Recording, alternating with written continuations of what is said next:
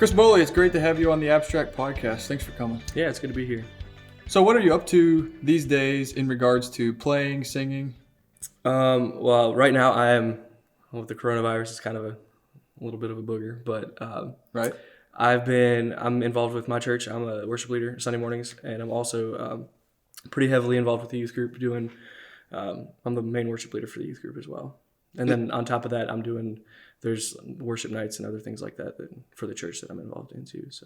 So before the coronavirus happened, how frequently were you playing per week? For the church, I was leading probably once or twice a month. Okay.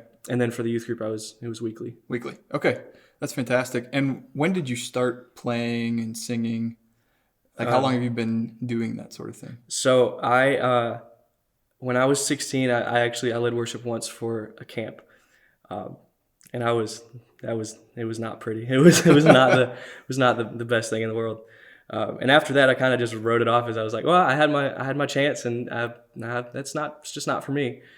Now, was that singing or playing as well? It was both. Both. And okay. so I was only went up on stage, and so it was the first time I ever actually sung in front of somebody. Wow. So that was a big step for me. And after that, I was sure. like, well, this is just that's it for me. But then I did Reach. It was the missions program. And through that, my team kind of put me on the spot for leading because nobody else on my team could really play and sing. So they were like, Kris, you can play guitar and you can carry a tune, so you're going to lead worship for us. And I was like, yeah. You met the criteria. Yeah. So pretty much ever since then, that would have been 2016, off and on, and it's just kind of kept going ever since then. Okay. And what are your main instruments? So I play mainly guitar. I picked up piano last year, so I dabble in piano, but mainly guitar, and I can play drums as well. Okay, that's great. And for you, why do you do it? Like, what is it about it that keeps you coming back to it? So when I was in this missions program, I led the first time I led. I felt pretty good, and I kept doing it. I think I did about 3 or 4 times. And then the director of the program came to me one day and was like, hey, I feel like I'm supposed to tell you that you have the anointing of a worship leader. And I was like, oh, cool. Well, cool. Yeah. So it just kind of kept going from there. I kept leading, and I was like, well, maybe I'm supposed to just keep leading worship. Maybe this is something that I'm like, God's going to use, like grow me in eventually. And there was a speaker that came through that told me like he was missing, I think three of his fingers at the second knuckle, and he could play guitar just about better than anybody I've ever met. And he was like, you might not be the best guitar player in the world, and you might not be the best vocally, but God can use anybody to lead worship. Because he said anybody can get up there and lead a song, but it takes somebody special to like really lead in worship. And so it just kind of kept going from there. And it's so cool because people I've never met before had come to me within the last year, and they've told me like, hey, I feel like God told me to tell you that you're going to be used for worship in some capacity. And I was that kind of scared me a little bit, but I was like, you know what? I feel like God is going to use me for worship in some way. I don't know how or where, but I know He's going to use me. And so I was actually going to leave again and to Nepal and lead a team over there. And I felt the call to Nepal, and I was like, yeah, this is my time to go. And God was like, nope, you're staying here. And I was like, no way, you're just testing me. He's like, no, you're staying here. So I was like, okay, God, if I'm gonna stay here, I need you to give me something that I can work with. So I emailed the organization. I said, hey, I'm gonna withdraw my name from the list, and they said, like, yeah, that's fine. The next day I got a call from the church, and they were like, hey, we heard that you can sing and play. Do you want to take a shot at leading worship for us? And I was like, yeah, sure, I got this. And so it's just kind of taken off since then, and it's just kind of been getting deeper and deeper, and like I can definitely see myself growing, and it's just been really cool to see how God like came through, especially in this capacity with giving me things to work with and progressing me as a worship leader. So in a lot of ways, it was the community you were around. They were affirming of you in those spaces. That was the major pointing. Yeah. So like I said, there was you. people that I'd never met before during Okay. worship nights that came to me just out of the blue and were like, "Hey, God's going to use you for worship." And so that was really reaffirming. Let's end with this question. Who are the artists that make you want to play or make you want to sing or make you want to write songs? As far as worship leaders go, I'd say the biggest is Phil Wickham. Just his style, his ability to lead effectively with just the guitar is something that I really look up to and that I aspire to be like. Rick Pino is one that he's very, like I said, like it takes anybody can lead a song, but it takes somebody who's got the anointing to really effectively lead in worship. And so I look up to people like that. So primarily Rick Pino and Phil Wickham is probably my biggest as far as worship leaders go. That's great. Well, thanks, Kris. It was great hearing from you. Yeah, thank you.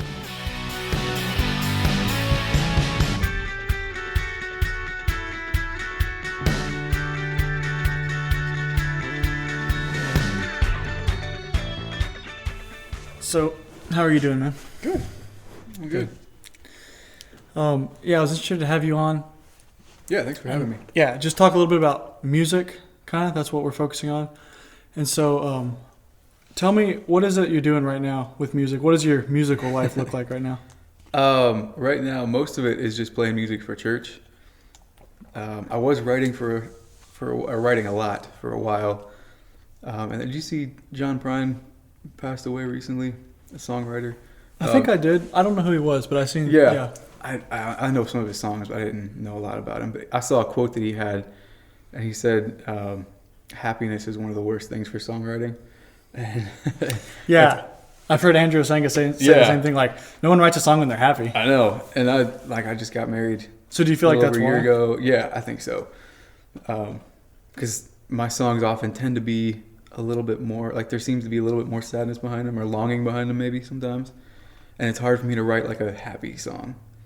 Yeah, I definitely relate to that. So, And I want to ask you about songwriting. First, I want to just hear, we were talking a bit before we sat down here, and like, I think that a lot of us who play music, we now have found our kind of musician friends that we sit down and have podcasts and talk about music with. But it seems like when we started, we didn't know anyone else who did it. We all kind of came from ourselves. So like, how did you get into music? And yeah. I had mandatory piano lessons. That's pretty much how I got into it. I forget exactly when those started, but I was young, probably 6 or so. And then I had the lessons for 5 years, I think. And it was fine. I liked music a lot. I always loved music, but I didn't like playing piano much. And then, it was classically trained too, so it was a lot of songs I just didn't really know and didn't care a whole lot about. So for I wanted 6 to play. years. Yeah. Yeah. So I wanted to play guitar, and when I was 13, my dad had a guitar, and when I was 13, they finally let me just, stop piano, and I was able to play or try playing guitar. I didn't have any lessons, but Dad had an old chord book laying around with the chords on it, so I would just practice those, and I'd get chord charts online for songs that I knew, and just practice their transitions until I was good enough to switch chords.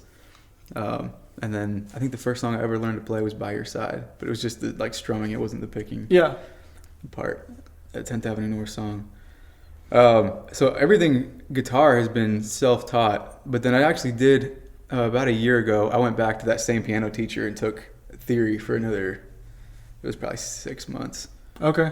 Because everything that I do is by ear, so I was trying to kind of fill in the gaps a little bit. Sure. Yeah, because it seems stuff. like there's a bit of a gap there between people who are theory and self-taught. Yeah, there's an advantage to both, but I kind of wanted to be able to, know a little bit more about why it's supposed to be the way it sounds right. So you started when you were about like 13, and then how long was it before you found other people that you could play music with? It would have been coming to school here, I guess. Probably around sophomore year. Me and Josh started playing, and Josh played piano. So we played together a lot, and Joe Mullet kind of pushed me to play some. Yeah. my school teacher, our school teacher, and I think that's kind of Josh was the first guy that I really played with a lot, and we played together quite a bit. And we started playing at church when we were like 16, I think. It's been almost 10 years now. Yeah. So it was mostly through that. Okay, yeah, and so then, like, at what point did you start writing your own stuff or experimenting with playing music that wasn't someone else's? Yeah. I wanted to pretty early on. I remember the first time me and Josh tried to write a song because I forget who we were listening to, but we kind of just had this thought of like, it can't be that hard. Mm-hmm. So we went up to the attic at my place, and it was like the middle of summer. It was really hot up there. I remember that attic. Yeah. The super steep steps. Yeah, it was like super hot up there. Yeah. And we took a Bible up there and just started like, going through the Psalms. Mm-hmm. And the whole point was just to write a song. And we made it like 10 minutes or so, and then finally gave up. And it was harder than we thought. And we were also probably not going about it the best way either. But that was the first time we tried. And then I didn't really write songs much again then until I was probably 18. Okay. And then I started writing them a lot more, started coming a lot more naturally. And from then on, it was kind of, I'd write as much as I could. Yeah, so tell me a bit about, like, I know everyone has a different process that they approach with. So, like, in the instances where it's worked, right? You've written a song that, like, hey, I made something that's kind of cool. What does it look like when it works, or is it different? So it can be different. Most of the time, it's built on like a melody and one phrase. Okay. Like I hear a little bit of a melody and I hear one phrase, like kind of a hook or something like that. So you get something to build around. Mm-hmm. Yeah. Yeah, and then I can build off of that. I've tried like writing the lyric and then trying to set the lyric to music, but I've had a hard time doing that because it just feels kind of choppy and it doesn't seem to flow as well as when I do typically it's music first for me. And then I fit the lyric to that. Yeah, so talk a little bit about your songwriting. I know I've listened to your stuff, and you've worked on it and produced it and put something out. Mm-hmm. What all have you done, and what's that been like? Yeah, I have 2 EPs out. The first one we recorded in Asia. Me and 2 of my friends went over there, and we're on a team over there called the Edge Team. And it was kind of a leadership development type program, so we did a lot of trips. We were over there for 9 months, and one of the things that we got to do is Tristan, and I think Tristan was on here early on. We got to go to a studio and record. So we spent 2 weeks, and we're in the studio almost every day doing practicing and tracking and stuff. And it was just 3 songs that we had written, but the producer didn't speak any English really, so it was a pretty. We were pretty intimidated because he was trying to get us to do what he wanted us to do, and we couldn't communicate. But he was really good. Like he had a really great ear for it, and I was actually pretty happy with those 3 songs. Yeah, I remember those songs. Yeah. So you did that one, and then you went on and you put out another EP, The Good Ones at the Last. Mm-hmm. Yeah. I was curious to ask you, what's your favorite part of songwriting? Like if there's something about it that works with you and just resonates with you, or is it a process? The whole thing is work. A lot of it is work. Like especially starting. Starting is the hardest part for me. Because most times I just build around a little phrase or something. So to start, you have to really put some thought into like, what is this phrase going to mean? And then sometimes you have to just, work with it and see what sticks. But I think the most fun part is when it kind of comes together. And you feel like some momentum building. Mm-hmm. Yeah. Yeah, and you get to the end of the song and you realize that it could, nothing I do can really make it, but I could tinker with it, but it's good. I just need to leave it. Yeah. I think that's probably one of the better feelings. Sure. And then sometimes a new idea is fun. Like getting the phrase, sometimes that's a lot of fun. And you're like, man, this could be something. Yeah. My last question for you, I was curious. I know everyone's kind of comfortable in different situations. Where do you like to play music the most? In your bedroom at like 3 a.m, or in like leading worship in front of a church, or what's your favorite like method to play music? Yeah. It'd be playing a show. Okay. Because I enjoy playing music at church. And with other people? Okay. Yeah, for sure. With a band. I can tend to, get off stage and really be hard on myself. More so when I'm by myself. When I'm with a band and I have people playing with me and all that, it's a lot more fun afterwards. It's all fun while I'm doing it. And part of that's probably because I'm an Enneagram 3 and Are you really? I like the stage. Yeah. That's cool because I was trying to think. I was like, I wonder what Corey is. Yeah. Before the thing, I was like, I bet he's a 3. I thought I was a 4 for the long. I think I wanted to be a 4. Yeah. And I didn't really like the stigma of the 3 always having to be the best. And Right. But it kind of is me. I do accept it. Yeah. The hair's always had to be nice. 3 wing and 4 though. clothes and Got the wing 4. I think it's wing 4. Okay. Yeah. Oh. Yeah, I think. So anyway, I like the stage. My favorite thing is performing with a band in front of people. Yeah. I feel like you can do more. You can be a little bit more creative. When I'm playing music in front of church, I'm trying to make it as accessible as possible for the audience. Yeah, exactly. Instead of like performing, you're trying to get some response. Sure. Hey, well, thanks so much for being on, and Yeah, I can't wait to absolutely. hear you play a song. Thanks.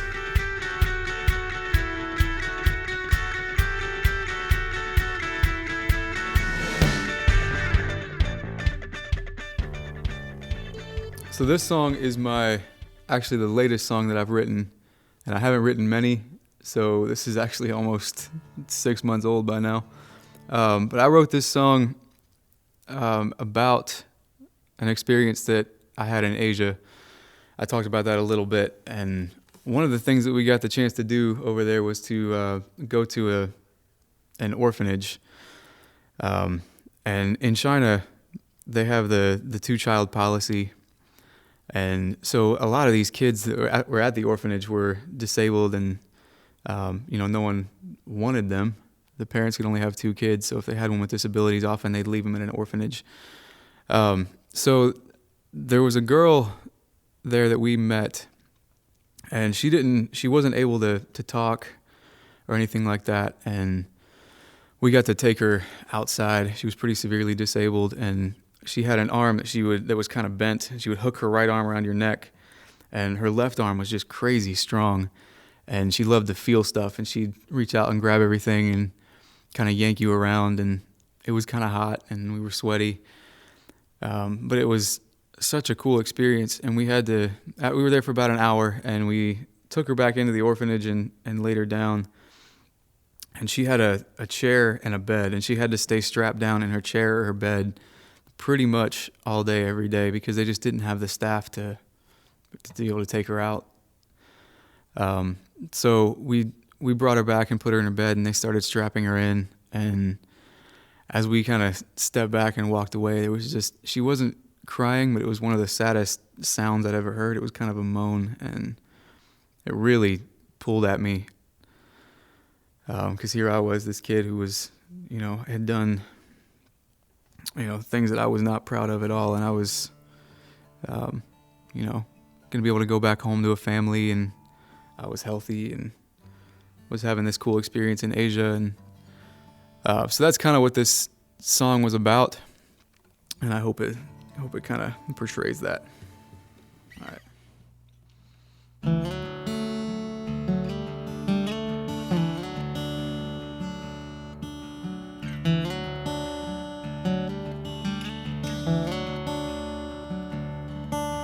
The road wound up through the mountains to the simple building at the top,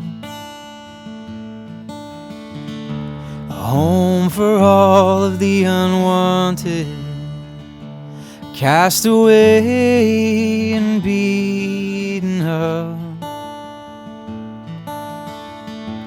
That's when I first saw her, in the corner of the room, and it took my breath away, and there was nothing I could say, 'cause she broke my heart in two. So Sophia, I will hold you a little longer. There's nothing else that I can do, and I don't know if you'll remember me, but Lord knows I can't forget about you.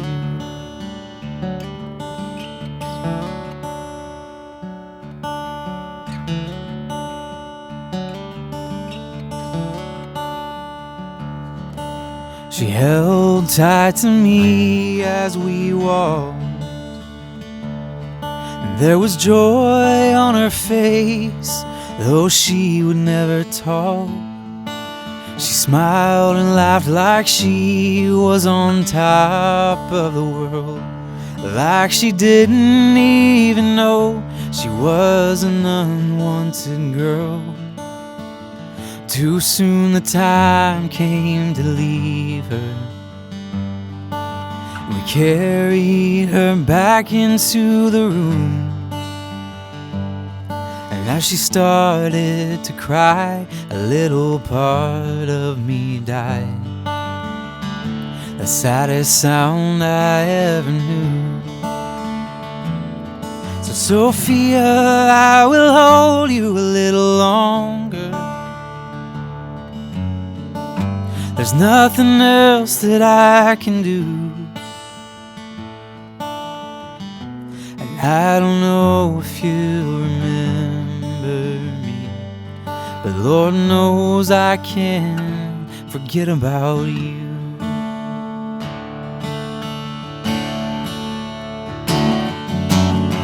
And I don't know why I've got it so good. It wouldn't be this way if you and I were judged as we should. 'Cause I'll go home to family and you've got no one, and you're crying as you're left there all alone.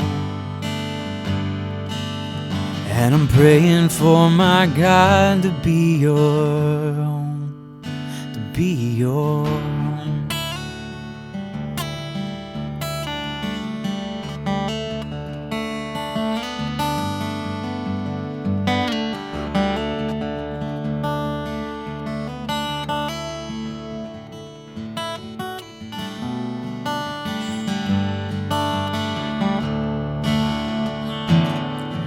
Sophia, I will hold you a little longer.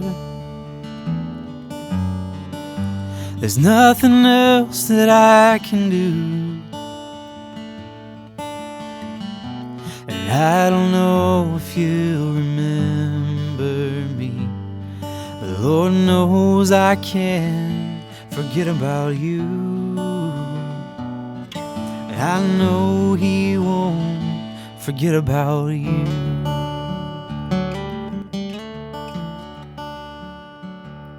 So like I was talking about in the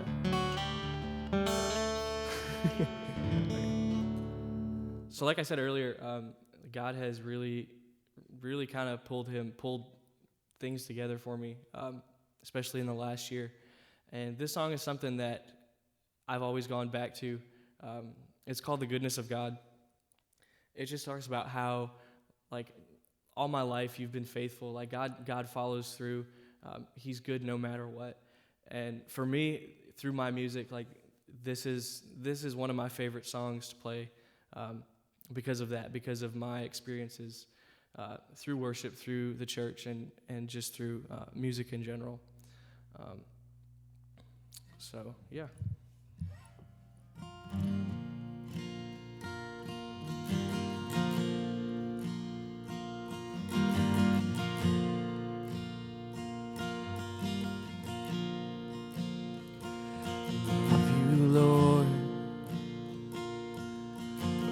Mercy never fails me.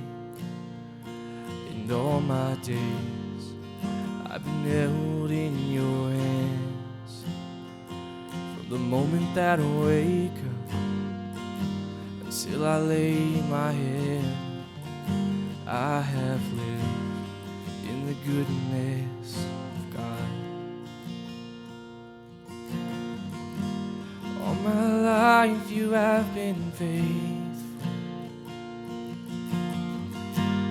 All my life you have been so good. With every breath that I am able, I will sing of the goodness of God.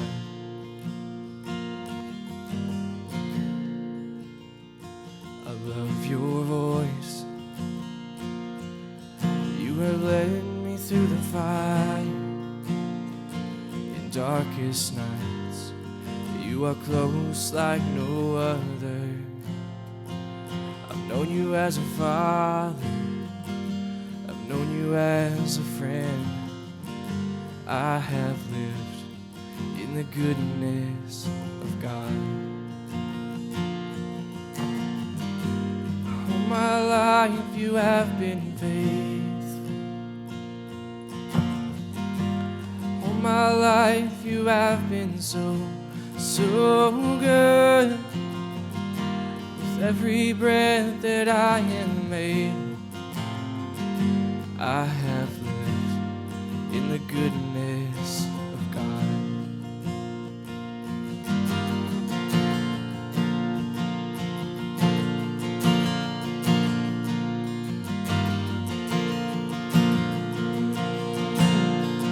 Your goodness is running after, it's running after me. Your goodness is running after, it's running after me. With my life laid down, I surrender now. I give you everything. Your goodness is running after, it's running after me. Your goodness is running after, it's running after me. Your goodness is running after, it's running after me. With my life laid down, I surrender now. I give you everything. Your goodness is running after, it's running after me.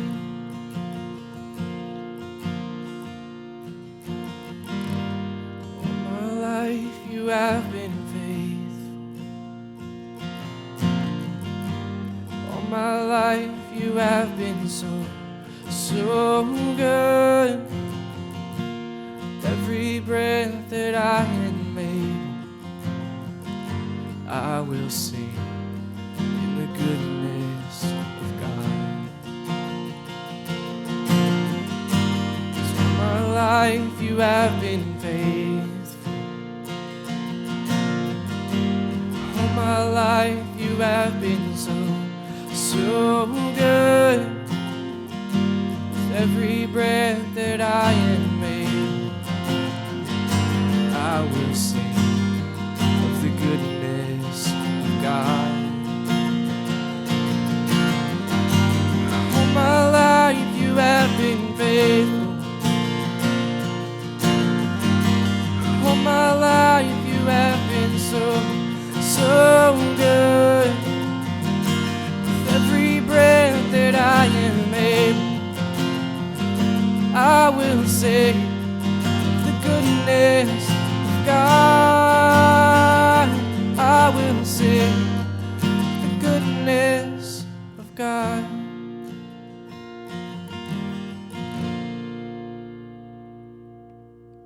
So this next song is just a song that I wrote for my wife. It's called Like the Sunshine.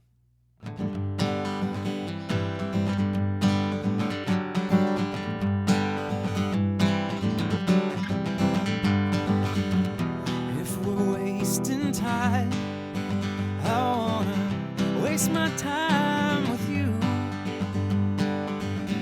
If we're standing in line, there's no one else that I would rather stand next to. 'Cause you're the one I want, baby. You're the one I need. Through it all, I hope you can see that I'm gonna love you like the sunshine.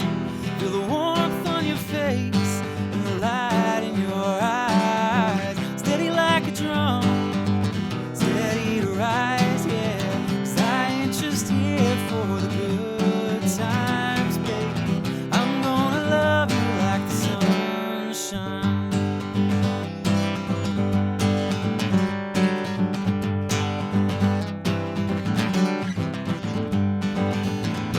When it's time to fight,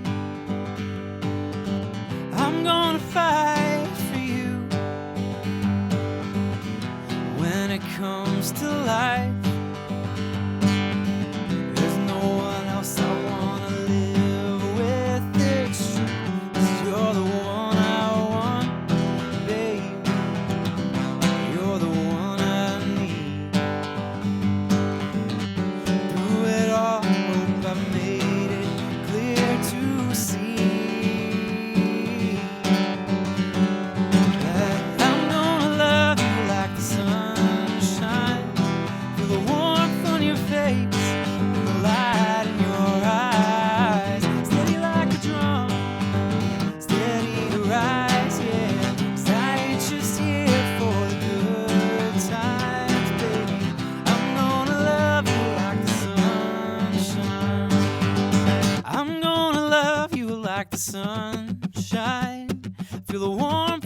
face and the light in your eyes. Steady like a drum, steady to rise, yeah. 'Cause I ain't just here for the good times, baby.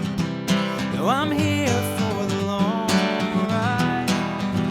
No matter what, I'll be by your side. 'Cause I'm gonna love you like the sunshine.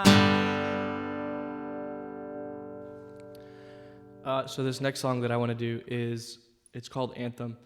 I had mentioned that one of my favorite worship artists was Phil Wickham, and this song was written by him, and it really kind of encompasses worship in general and the reason that I love to lead worship and the reason that I do what I do. It just talks about how like Jesus is the anthem of my heart, and I want to share that with people. So this song really, it means a lot to me.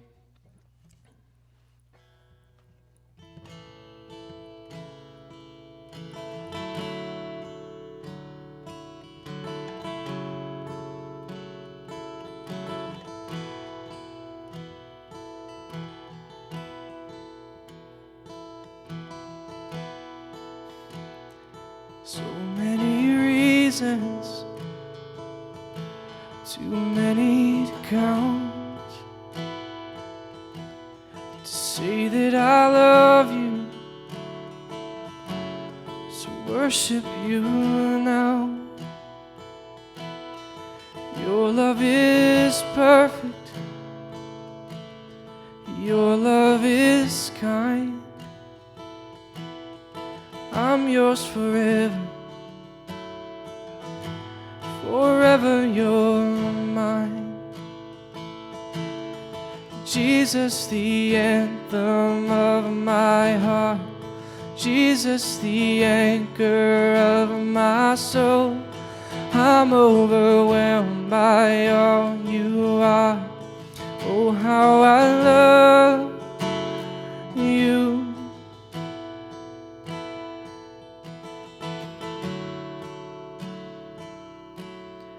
You call me love, you call me friend. Grace says I'm worthy, you welcome me in. All that I live for, you're all that I need. It's in your presence I fall at your feet. Jesus, the anthem of my heart, Jesus, the anchor of my soul. I'm overwhelmed by all you are. Oh, how I love you. Jesus, the anthem of my heart, Jesus, the anchor of my soul. I'm overwhelmed by all you are. Oh, how I love you.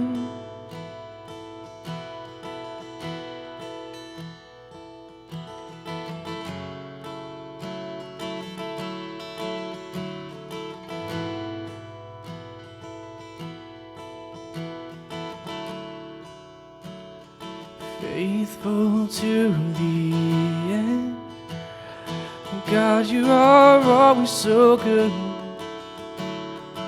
Where do I begin? So many reasons to love you. Your presence never breaks, beauty never fades. What else can I say? So many reasons to love you. Faithful to the end, God, you are always good. Where do I begin? Many reasons to love you. Your presence never breaks. Your beauty never fades.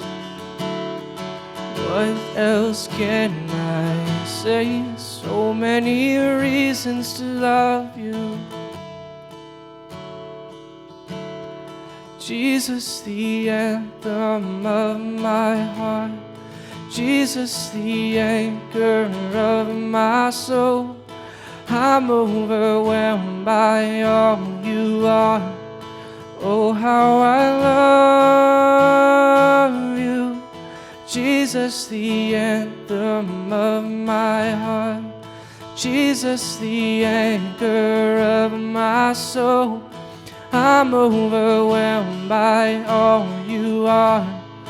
Oh, how I love you.